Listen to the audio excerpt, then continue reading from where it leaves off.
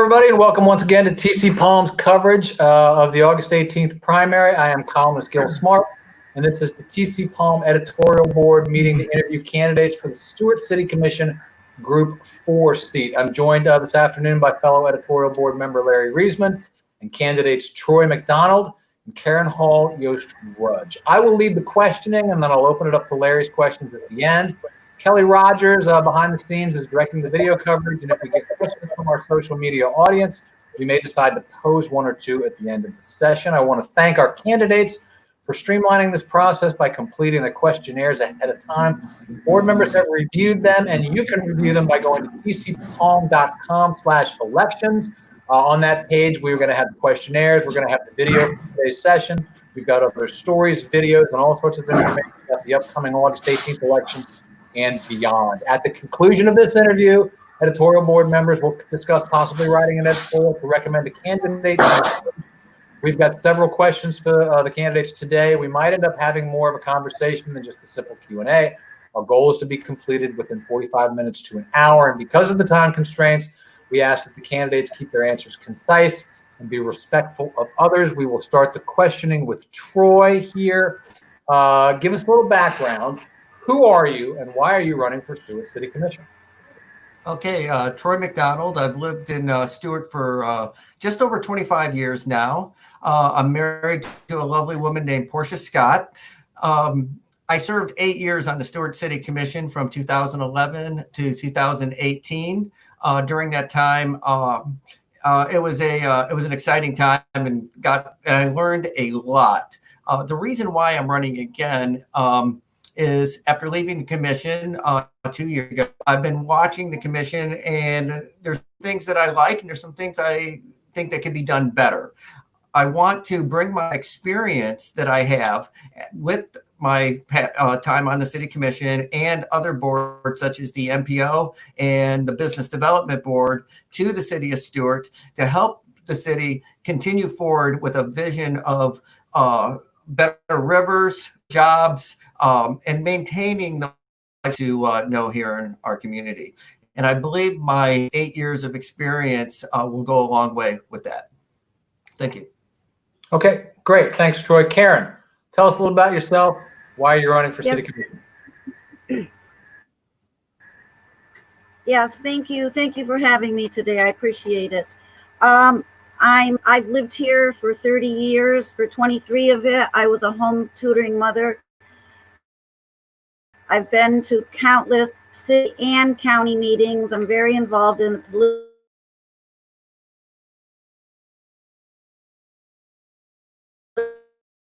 Number one, I want to promote the involvement of all residents, regardless of their income. Sometimes people don't want to get involved because they don't think. Okay, Caryn, we're having a few problems hearing you here.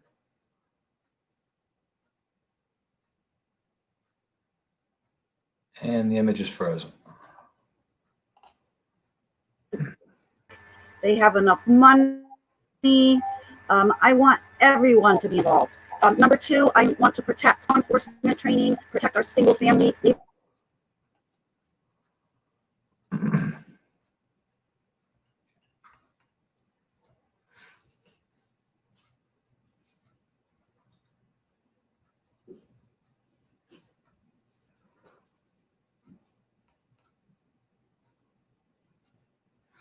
Okay, obviously, as you can see, we're having a problem now with Caryn's feed.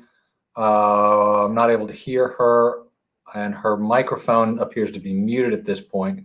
If we'd be able to take care of that, at least. I apologize to our viewers here. We're having some technical difficulties. If you please stand by.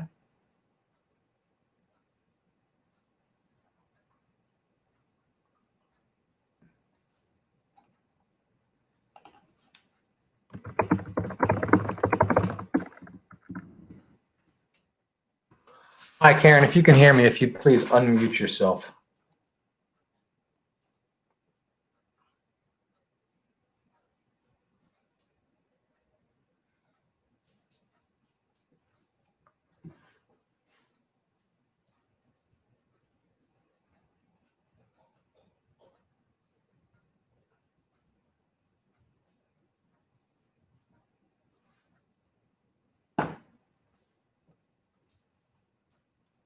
Okay.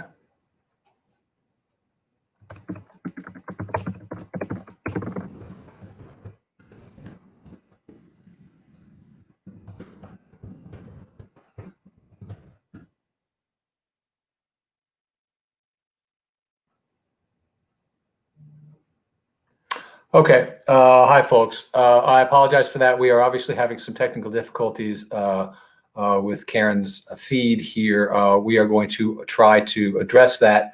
I am going to, in the meantime, due to time constraints, let me move on. We'll give Caryn an opportunity to answer that question, the first question, as well as the second question here. So let me pose the second question here to Troy in the interest of sort of keeping things moving forward. Troy, can you hear me? I can. Okay, good. So the question is this.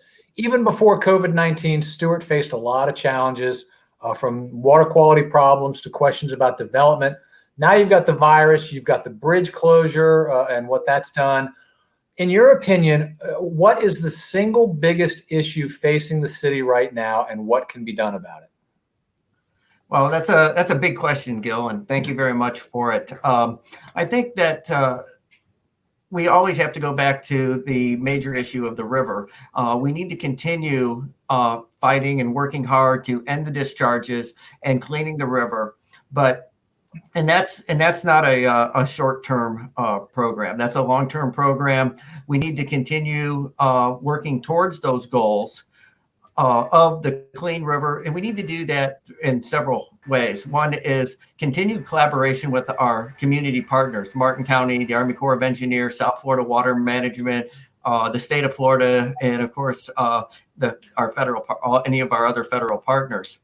But that being said, about that being our long-term problem or issue, we need to really look at what the long-term effects of COVID-19 are to the city of Stuart. The global pandemic is potentially, we don't have a crystal ball, but potentially could wreak havoc on our city's budget, and is certainly wreaking havoc on small businesses. Many of our small businesses are struggling. If we do not get this situation under control, we could end up losing several of our small businesses. I think the city of Stuart has done some very good things right now. The We're Ready campaign has been very good, but at the same time, the city did do a mask recommendation approximately a month and a half, 2 months ago, but they've done very little education on the purpose of wearing masks on the Stuart Life Facebook page. They've done a great job promoting our community's business, but if we don't have residents that are comfortable going into our small businesses, and we continue to have a spread of the COVID-19, then our businesses are going to continue to struggle, our economy is going to struggle, and of course our city is going to struggle. So I think that we really need to put together a comprehensive plan to deal with COVID going forward. Thank you. Okay, thanks, Troy. Let's go to Caryn. Caryn, I apologize for those technical difficulties. If we can, let's give you a chance here to complete your first answer. Tell us a little bit about yourself, and then after that, if you would address what you see as the biggest problem facing Stuart. All right, so we're going back to who I am. Yes, I'm a 30-year resident of Martin County, 16 years in the city of Stuart. I was a homeschool mother for 23 of those years. I've participated at very many city meetings, county meetings. I'm very involved in the political process. I'm running for commission because, number one, I want to promote involvement of all residents, regardless of income. People don't get involved because they don't have money. Well, your voice matters, regardless of how much money you have. Number two, I want to protect. I want to protect our residents. The water, COVID, law enforcement training, protecting our single family neighborhoods from development that's not complementary to the existing neighborhoods. I also want to provide equal representation for all. I'm concerned about our homeless. I'm concerned about our veterans. I'm concerned about our children. That's why I'm running. And like I said, I've been very involved. I've been disappointed. In 2014, the City Commission sued the residents for a fire assessment tax. In 2017, the City Commission raised their own salary 55%. These kind of things bother me, and I know I can make a difference. Okay. Regardless of my income. Okay. Cal, can you tell us? Am I still on? You are. Can you tell us Okay, what you think the biggest problem facing the city is right now? I would say the good old boys club and decisions being made, admission. It's from top down. Somehow our commissioners don't realize they're actually of the city attorney. They're in charge, and I really think our administration and the good old boys club is probably our greatest thing right now. Okay, thanks for that. Let's go back. Let's start with Troy on this one. Discharges from Lake Okeechobee are a perpetual problem. Has the city done enough to address this? And if not, what more can the city do?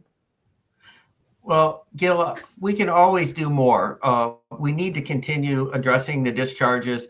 I believe the best way to address the discharges is to go back to what I said during the last question. We need to work with our partners or collaborate with Martin County, who has, I believe, 14 different consultants working on the issue. The city of Stuart has gone forward, and they've added a full-time person to deal with the river. They have a commissioner assigned, Matheson, I believe, to the LOSUM process.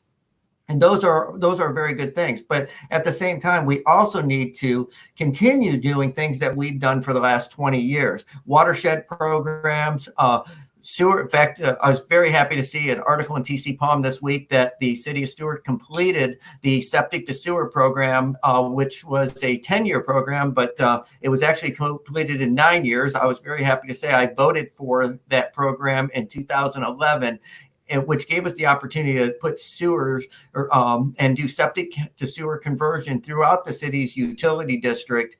And it's been a very successful program that's paying for itself, and it's taking a credible amount of effluent out of the river from getting into the river by keeping it out of the septic system. And as a bonus, it's also protecting our drinking water system, because we're turning that wastewater into irrigation quality water, which then that's less water we need to draw from our wells for the purpose of using that for irrigation, so it can just draw for drinking purposes. Thank you. Okay, thanks, Troy. Caryn, the water issue, discharges. Has the city done enough? If not, what does the city do?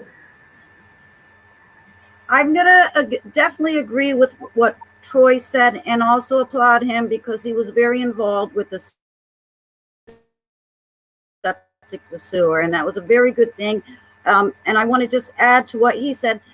Our residents as well need to be involved, writing letters, campaigning, staying on top of people. The city of Stuart cannot change themselves. We have to, residents being involved, having knowledge of what it is, and then a campaign of writing. And it's a group effort. It takes a village. It takes a state to get this done. Okay. And thank you, Merritt Matheson has done a lot. Let's stick with Caryn. Thank you for that. Let's stick with Caryn. She can answer this next question first. COVID-19 is going to have a big impact on city businesses. We heard earlier today there are several downtown shops that are going to be closing their doors. What can the city do to help businesses that are struggling with the virus? That's an excellent question. And I would like to say, I believe it was Socrates that said the admission of ignorance is the beginning of knowledge. I could not say right now what the answer is. I know that we need to support our city businesses. We also have to protect our residents, that is something I would have to study with some other people that are more knowledgeable than I am, so that we could make a decision that could benefit us all. And but I would have to say, right now, I could not give you a 1, 2, 3, but I certainly would research that. I would talk to the right people and do whatever we can to get our businesses back open while we protect our residents. Okay, Troy. Thank you. COVID-19 impact on businesses. What can the city do? Well, it's a big challenge, and it is. It's going to be a difficult process. First thing I would start with is education, and I'm going to say education is to educating the public the importance of wearing masks. There's a lot of controversy out there in the public right now about masks. Martin County made the decision to make the mask mandatory. At the same time, there's still people that either don't believe masks should be worn, or don't feel they don't do enough, or don't do anything, or don't want to wear them. We need to do an education program to get people wearing masks, to that, and helps slow the spread, which that in itself will help businesses. At the same time, I think we need to help educate our businesses within our city on protocols they can use to keep their customers and their employees safe. Many small businesses, 1, 2, 3 employee businesses, do not have the resources to do this have this information. We have access as the city to the health department. We have access to a wide range of staff that can do research, that can assist with coming up with some general protocols that we can use to educate our community businesses. The other thing we can do is get back to something that we had done. And actually, I am very happy to say that I was the one who created it and got it approved back in, I believe, 2014, which is a Shop Local, Shop Smart program. We use CRA money to do a marketing program to get our community to shop local at our small businesses within our community.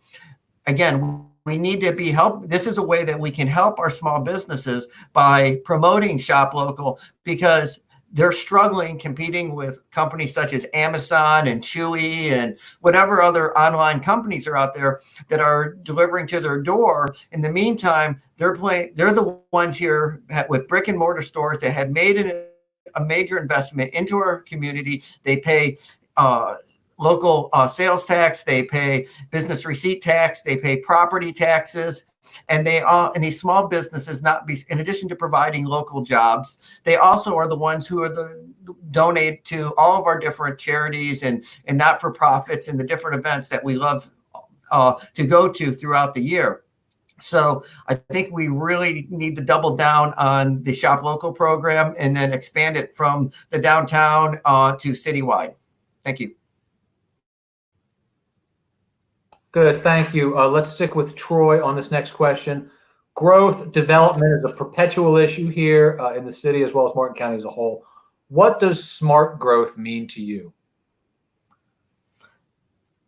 Smart growth means growth that adds value to the community. It also, I think you could use the term new urbanism is how I would look at smart growth, and that would include complete streets, walkable communities, live, work, and play near each other so that people don't have to drive. It's also developing the balance of density and also then at the same time, we need to have a variety of home types. And by a variety of home types there's often a discussion about affordable housing and what affordable housing is, but we need housing that is workforce housing.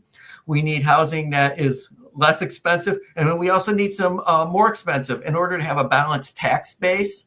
And then at the same time, adding mixed use commercial within the housing so that people do not have to travel as far and can make a community much more walkable. If you saw downtown Stuart, the Azul building, which is right near downtown, I can imagine that many of the folks that live in that building, when they want to go for an evening on dinner shopping, they can walk to where they're going. So those are some examples. I could probably spend hours on this one, but thank you. Okay. Caryn, smart growth. What does it mean to you? Yes, and I agree with what he said as well. I believe the smart growth, we have to certainly say consistent with our comp plan. Things that we build have to be in harmony with the existing development that's already there. We have to take into account what he said, the workforce housing. We need housing for people that actually work here and can afford it. Some of the things that are to us that are attainable or affordable are not affordable for our workforce. We have to remember that when we bring in these big buildings, that there are going to be a lot of cars that also affect. I just would like to stick to our comp plan and not change it so that we can developers at the expense of the people that already live for 30 for 40 years. So I'd like us to just stay with our comp plan and not change it to benefit developers. And I agree with what Troy said. He's good. I'm glad you asked him first. Okay. Well, let's stick with this topic. I want to ask specifically about, there have been a couple controversial development proposals in Stuart in the last couple months. One of them is the the proposed Spring Tree development, which would be 279 or 280 condos next to sort of a neighborhood. It's more of a traditional single family neighborhood. So a lot of people who are in favor of that type of development say it's going to bring affordable housing or more affordable housing to Stuart, which Stuart needs. The argument against that is that it's not compatible with the existing neighborhood. It's too dense. What's your view on development like this, Caryn? My view on development like this is I'm not sure that when it's proposed that the people get all the information. When they go to apply for something, they might call it a multifamily, but then there's going to be only a few studio apartments. That most families don't live in a studio. So I believe that there needs to be, when an application comes, there needs to be more attention given to it. People really need to hear what they're bringing and then study it. And commissioners need to make sure that they just don't say, oh, it's going to be workforce housing, or oh, it will be this. We really need to take them to study each application to see that it does fit with our comp plan. That's what that bothers me about Spring Tree. Okay, thank you. Troy, Spring Tree, good or bad? I think overall it's a good project. In fact, and I am pretty certain that they actually was in full compliance of the comp plan.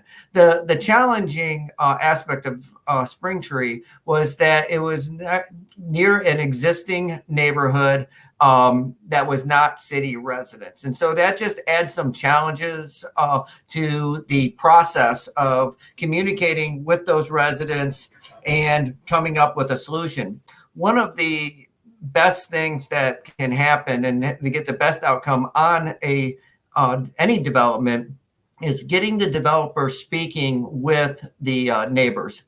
They did do that with the neighbors at Spring Tree. I don't believe they came to a resolution, but most recently the Kingswood development, which was about the same time as Spring Tree, which was pretty controversial, and there was some residents at Kingswood that were concerned about the new development there. The developers spent a lot of time with the residents, and when it was all said and done, the resident association was at the meeting saying, yes, we support this. Now, that being said, they were two very different developments and different densities and different style of housing. But if you want the city of Stuart to provide housing for the 21,000 people that come into the city every day to work, then we are going to need these multifamily residence facilities such as Spring Tree built. And on the Spring Tree one, there was it was on US 1. It was 13 acres, and to the, I guess it would be to the west, I believe in the Spring Tree housing development, I believe the closest house was to the building was about 500 feet. So we'll see how it turns out, but overall, I think it looked like a quality facility that will provide good quality housing for residents and people who work in the city who want to live in the city as well. Hey, Gil, can I just ask a follow-up there? Hey, Troy, you said you were in favor of this and we need more. It sounds like you say we need more development like this to create affordable housing. Do you know what the rents will be in that place or what the price points will be? I do not know the answers to that. And I don't believe it is would be considered affordable housing.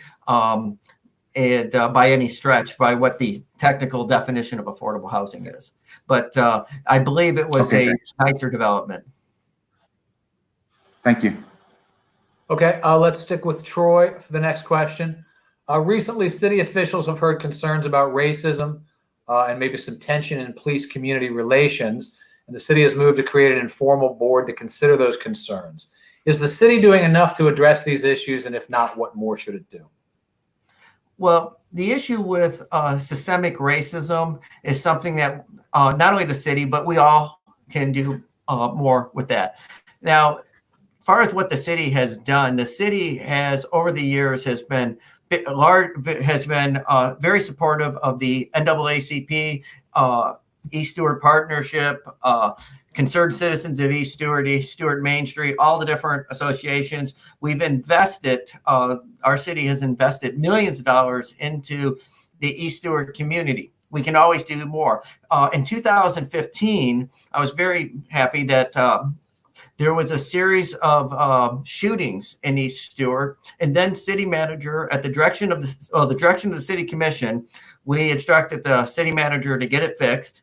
He directed then Chief Dave Dias to come up with a solution, and then Chief, now Manager Dias, implemented the community policing program that the city has today, and it's been doing very well. In fact, at the city commission meeting the other night, on Monday night, the NAACP presented awards not only to Manager Dias, but to Chief Tuminelli for their efforts at community policing. Houses that have been painted, the meals that have been delivered, the hotel rooms that have been paid for by police officers to help residents. Those are great, great things. At the same time, each and every one of us needs to after all of we've had, not only with the issue with the Zoom meeting and the CRB, but also what is happening in the world with Black Lives Matter. And yes, Black lives do matter. And we need to, I think, look at ourselves and self-reflect. I personally, what I have done is reached out to some of my African-American friends and said, hey, I'd like to have a conversation with you to learn from you the challenges that you face, and so you can help me be a better city commissioner and deal with these issues. And I have to say those conversations have been rewarding, productive, and at times uncomfortable. But they have gone well. And I've actually started putting down on paper for my own use the issues that are affecting our Black community, East Stewart, but also just everybody, especially people that are living below the poverty level. There's so many issues that we need to take care of and need to deal with. And so can we do more? Absolutely. And the community relations board, I think that's a good idea. The only thing I would change on that is, it's my understanding that the police department has not been given a seat at the table. And I think that having law enforcement have a seat at the table would be good, because the best thing we can do is add additional communication. Thank you. Thanks, Troy. Caryn, police community relations. Can they be improved? Yes. Well, of course, it's all already, it can be improved, and I'm so thankful because we do have a good law enforcement with our community right now. However, in 2001, Stacy Scales was killed in East Stewart. He was unarmed and he took 7 rounds.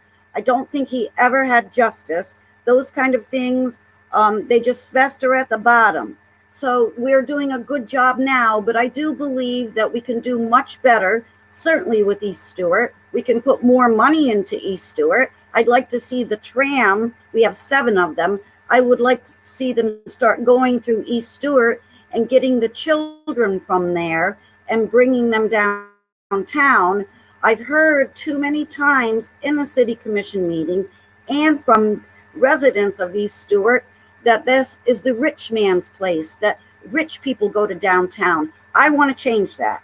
I want the people in East Stewart to know that that is their downtown. They pay for it. And I want our children in East Stewart to know that their voice matters, that they own this town and have some sort of pride.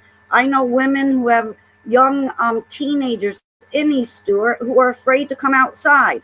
We have to change that. And we change that by putting more money over there. We get the children involved. We get the residents there to realize that downtown is theirs as well. That's what's important to me. Thank you. Okay. I'm going to ask one more question here, and then I'm going to turn it over to Larry, who I think has a couple questions. And Caryn, you raised this issue initially, I guess. This is a couple of years ago. The Stuart City Commission voted itself a raise, kind of a sort of a secretive move that generated a lot of criticism at the time. Only one commissioner, Mr. Campenny, who's no longer on the commission, voted against it. Why was that the wrong move, and is that symbolic for you of bigger problems with the city?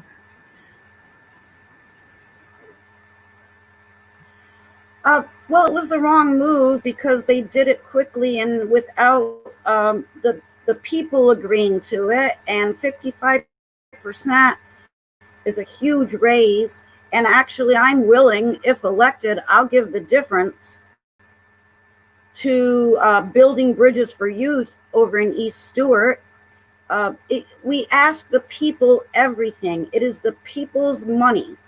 And when you do a 55% raise without getting the okay from the people, I just find that deplorable, obscene, and just like that fire assessment tax. We don't do this with the people's money. That is not leadership. Leaders do not do this. Okay. I'll give up the difference. Okay, thanks. Troy, what do you think about that raise, which we voted on a couple of years ago? Well, certainly, Gil, as you recall, we spoke about it several times at the time, and it was controversial, and politically, it was a tough vote. I still believe what I said then, that it allowed the opportunity to get better, stronger candidates running for city commission. If you look at the history of the city, we've had so many elections that have been unopposed. We now are having elections that are opposed more often, which I think is good for not only for the city, but for the incumbents to have to defend a record. I also noticed that the city commissioners that ran against the race didn't roll it back. And I think there's a reason. They found out how much work it is to be a city commissioner, the hours that you put in, not complaining. That's what you sign up for. And but it was a controversial move. At the end, I think it was good for the commission. And yes, it was 55%, but I don't remember the exact dollars, but it was not, it was, I think, $5,000. It might have been $5,500 difference. So it wasn't as, didn't sound as big as it actually was, or it sounded worse than it actually was. So, okay. Thank you. Okay, good. Thanks, Troy. I'm going to open this up to Larry Reisman now because I know he has a couple of very specific questions for you. Go ahead and take it away, Larry.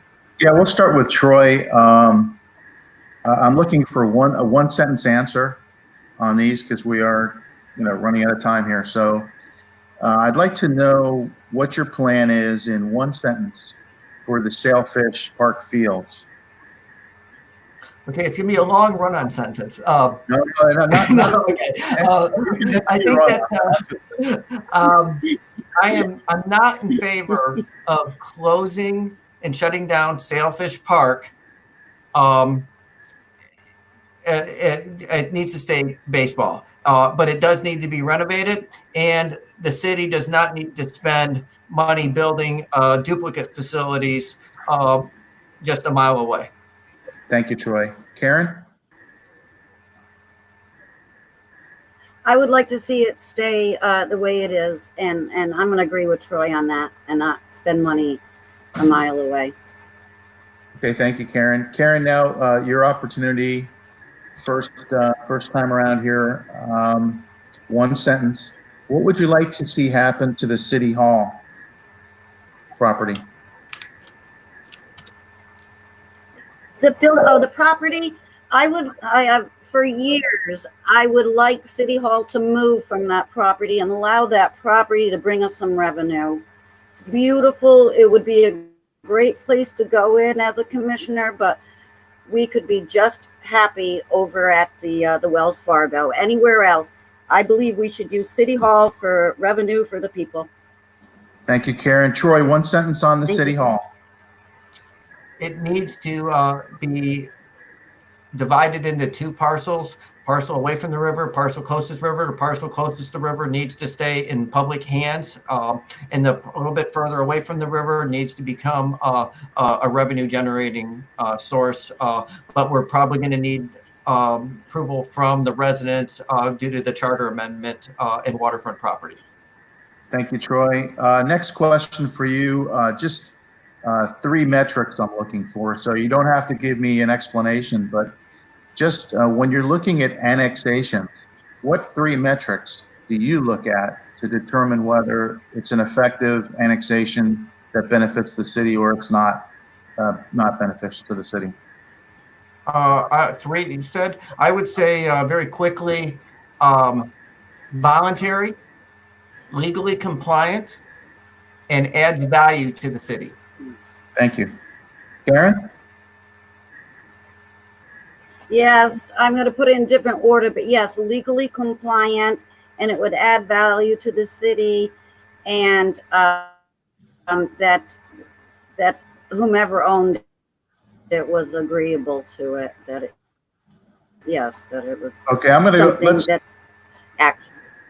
let me dig a little deeper, Caryn. Can you tell me how you would determine whether it would add value?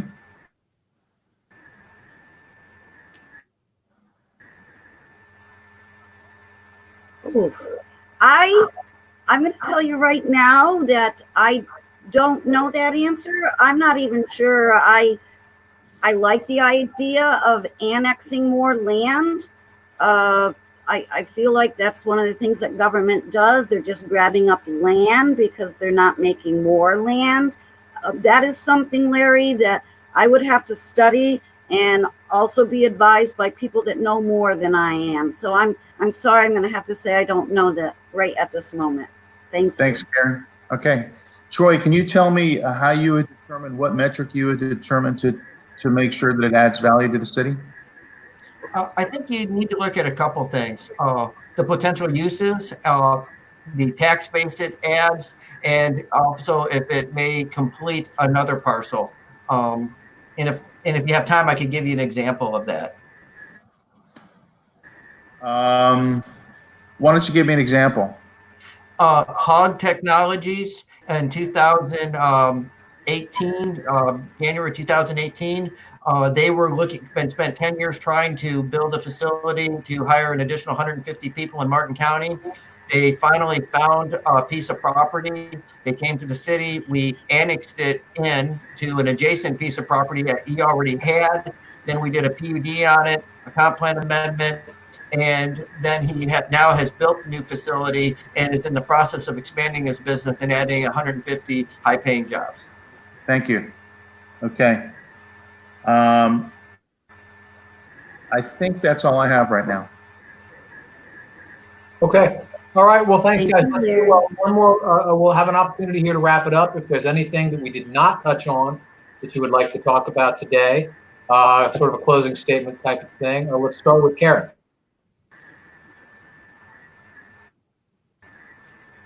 Just again, I'm just going to reiterate, I want to promote participation. That's my main thing, getting involved here, to promote participation, that everybody feels like they have a voice, regardless of their status in life. I want to protect our residents. I want to protect our single family neighborhoods. I want to do the right thing through the COVID, with our water, with our law enforcement training. And then I want to provide equal representation for all. I'd like us to have some transitional housing for our homeless. I'd like to pay attention to our homeless, our veterans, and make our children feel safe, that they can leave their house and go around downtown and feel proud that they own this city, that it's not just the rich people's city, it's all of our city. Thank you. Okay, very good. Troy. First of all, I'd like to commend Caryn for running. It's a big challenge. I've done it, as you know, done it in the past. I've won elections and I've lost elections. So congratulations, and I wish you well in this election and all your future endeavors. Finally, as far as my closing pitch, I guess, experience matters. I have a lot of experience. I have a lot of drive. I have a vision, and I'm here and willing and ready to serve, as I always have been willing and ready to serve our community. So I ask for your vote, whether you're voting by mail or on August 18th. Thank you. Okay, very good. I want to thank both of our candidates for being here. Troy McDonald, Caryn Hall, U.S. Rudge. If you want to watch the entire broadcast, if you caught only part of the interview here, you can go to TCPalm's social media page, Facebook page, YouTube, and check it out from the beginning to the end. Also, I want to remind you that tcpalm.com/elections is your one-stop shop for all things elections here on the Treasure Coast through the August 18th primary. And then after that, again, we've got the candidates' questionnaires, we've got stories, we've got videos, we've got it all. Check it out. I'm columnist Gil Smart. I want to thank Larry Reisman for being here as well. Again, thanks to the candidates. We'll see you again soon.